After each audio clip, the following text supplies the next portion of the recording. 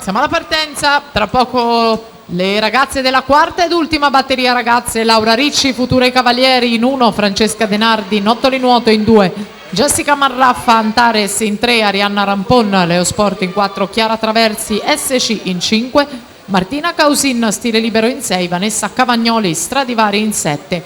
Anna Buso, Veneto Banca in 8, intanto Viola Magoga 1:06:31, eccolo qua il miglior tempo nuotato fino ad ora da lei, classe 2001.